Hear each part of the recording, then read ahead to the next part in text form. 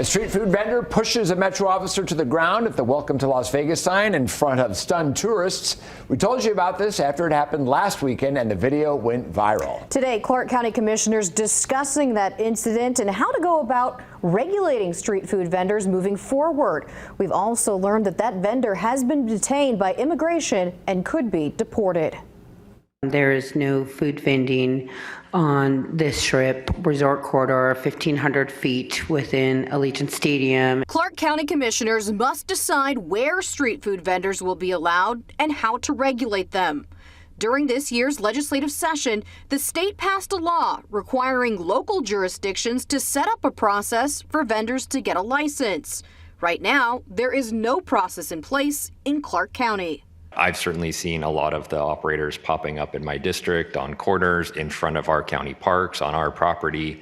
And I think the messaging from some of the legislature was, we're open for business. Well, we're not. But soon they will be. By October 15th, Clark County must draft an ordinance. Commissioners expressed wanting to make sure anyone who wants to be is involved and will hold workshops in both English and Spanish. Commissioner Tick Segerblum says he doesn't want to see any more incidents and wants to ensure the permitting process is not used for other purposes. Make sure that our ordinance is not being used to deport anybody. The ask of street vendors is clear. They want a pathway to operating as a small businesses, a pathway that will be attainable and not restrictive. Make the Road Nevada, a group advocating for street vendors, says the vendors want to be part of the process.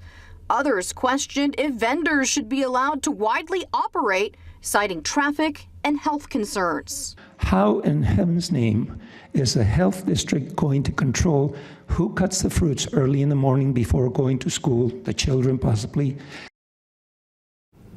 And Make the Road Nevada says the vendor who was detained at the welcome sign, Jose Hernandez, is being held under an unfair immigration policy. They say if he is deported, it would tear his family apart. They are demanding that he be released from ICE custody.